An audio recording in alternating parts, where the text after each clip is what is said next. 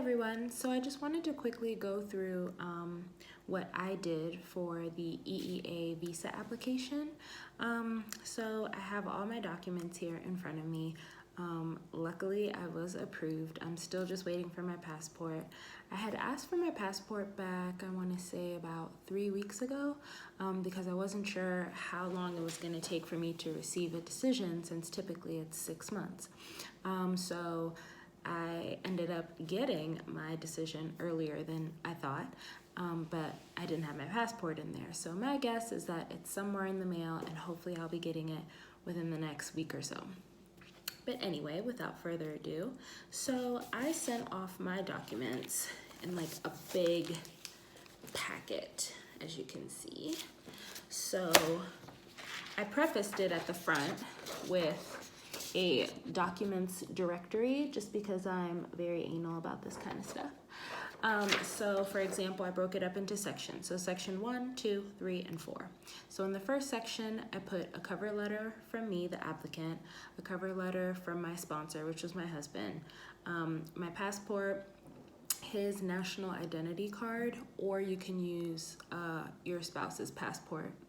And then I had to do biometrics in the States when I did my family permit, so I just included a copy of that in our marriage certificate. So that was the first section. I wanted them to be able to just know a little bit about us and our story, as well as see our marriage certificate. So as you can see, I put little tabs kind of just showing what each thing was. So my cover letter, and of course I signed anything that I wrote in terms of cover letter. My husband signed the cover letter for the sponsor.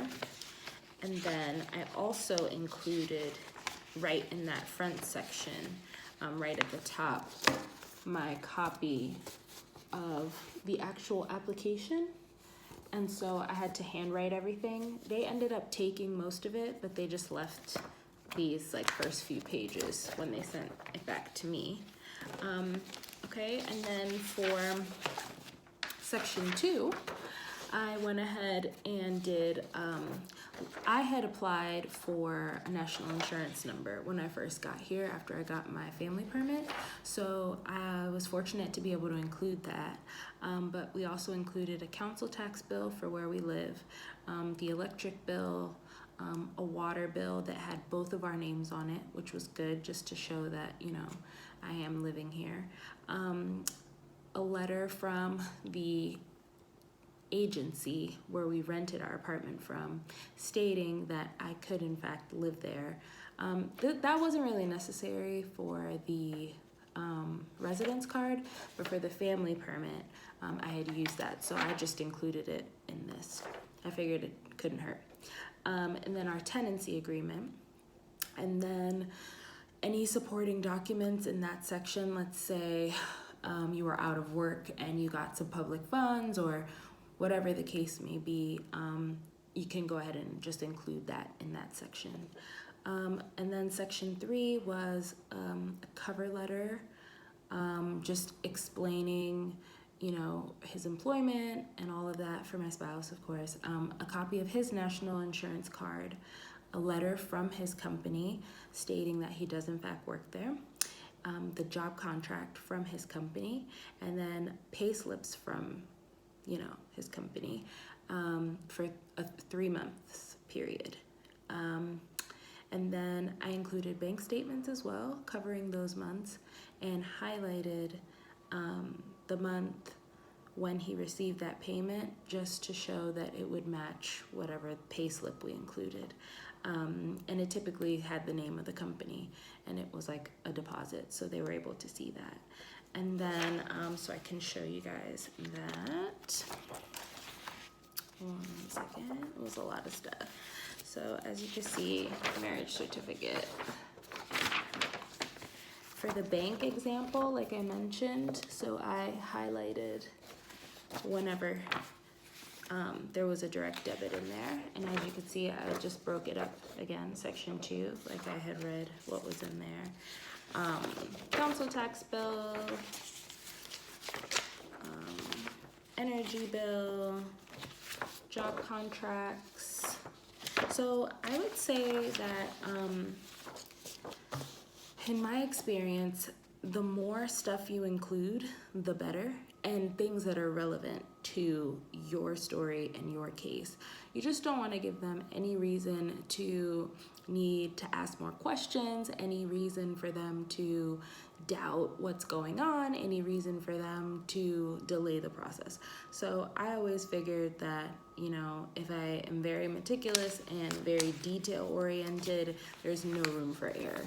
So just in case, you know everything that I've sent to you, because there's a tab, it's broken up in sections, and there was a directory in the front. So you were able to kind of look through and see what would be in the packet, and then you would be able to find it in the packet. In the last and final section, I also included, section 4, I included pictures of us. So I just put it in this little packet. And so it's just a bunch of pictures, and as you can see on each picture, I kind of just detailed what it was that we were doing. Excuse my nasty nails. So, you know, friends visiting, wedding photos, anniversary pictures. So they were able to kind of also see our lives through pictures. So I put pictures of us traveling and pictures with our families and friends. And I made sure that it kind of covered a wide span of the time that we'd been together, just so that they could see that, you know, 2 years ago we took photos, and 2 months ago we took photos, and last year we took photos, just so that it kind of painted the picture for them. So I think I included about maybe like 10 to 15 pictures. And I think that that helped, because I saw that they went through them. Also, you're gonna have to include passport size photos. So the passport size photos obviously will be UK size. I just went to like Snappy Snaps and got them to do it, because you're gonna need one for yourself and for your sponsor. So they came in like these little passport booklet things, and they were tucked in there. So I put 2 of mine, because they required 2 for me, and then 1 for my spouse, and they took them and just returned this. And I put them in a little envelope, just that said passport photo, just to make it easier for them to find it. Like I said, more detail the better. And then for our little documents, for example, it says 1 passport and 1 identity card. So my spouse's identity card was in here, and my passport was in here. So I'm still waiting for the passport, but I included it in there and put it towards the front, so it was easier for them to access. Also, on the last section, I went ahead and, since my husband has insurance through his company, I just added that I have dental and private insurance, you know, just to show that we were pretty self-sufficient and probably wouldn't be needing any funds or anything like that. But now that I do have my card, I'm able to apply for an NHS card, which is actually pretty helpful, because maybe later down the line, let's say if I needed something or some kind of medical attention, then that could be an option, in addition to having insurance. I'm trying to think if there's anything else. That's basically the main points. I would just say be patient, because I've been so stressed out and just worried, you know, about what would happen and would I be approved, and I just felt like my life was at a standstill. But luckily, you know, I've had the support of my husband, and he's been amazing, and family and friends, and you know, just making sure that you're on top of everything, because I can go ahead and give you a timeline. So I sent my documents at the end of February. So about 5 days after that, I saw that they took payment, and then I received an email from them, and the email stated that they received my documents, they'd taken payment, and I had a case number, and that the process was basically gonna start. So that was good. But then I was reading on different forums that I was looking through just to see about different EEA family members' timelines, that I should receive a biometric letter to go do my biometric and fingerprints and photos and signature at a local post office. And I hadn't received that, and it'd been about a month, so I was starting to freak out. Luckily, I was able to find a email pertaining to the biometrics. So I was able to email them directly, give them my case number and like a little timeline of when I had applied, and told them that I hadn't received anything in the mail yet. So it took about a week. I received an automated email that day, but then it took a week for them to respond, and they mentioned, sorry for the noise, that they had actually already sent out my letter about 3 weeks ago, but I hadn't received anything. So I'm glad I reached out. I was able to give them my address again. They were able to send me another copy. It took about a week, and then I was able to go to the post office and do my biometrics. Once I did that, I was supposed to be waiting now for a certificate of application. Well, it'd been about 20 days and I hadn't received anything. So again, I started freaking out.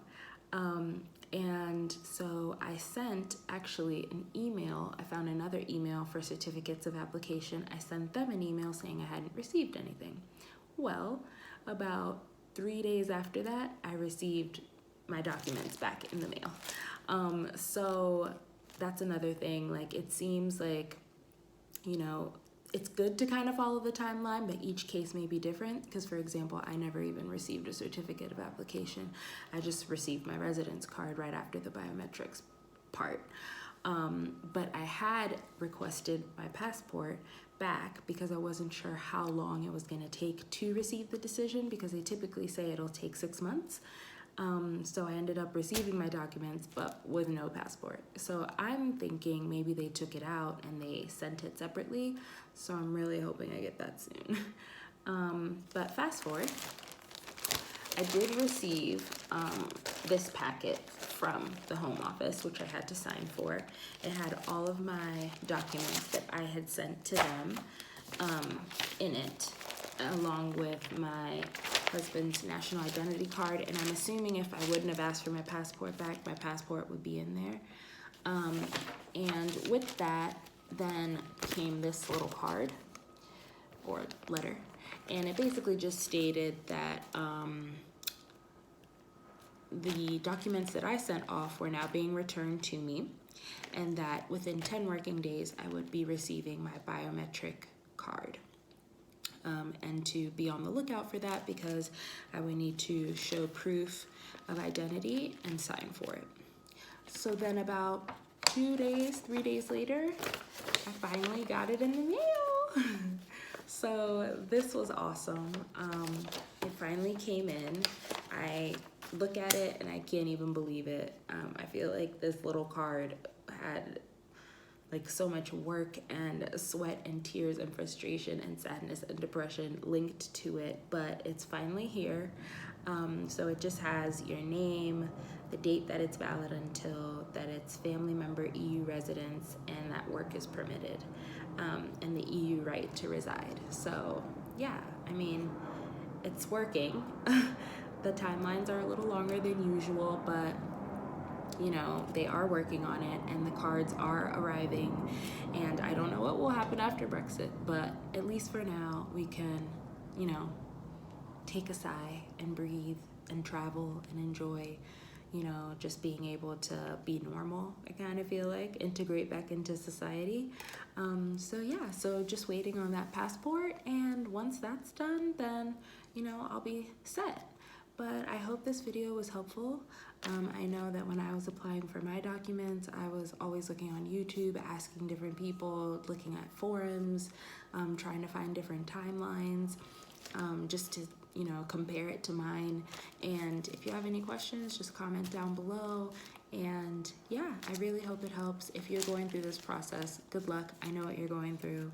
I know how you feel, but it will be over soon.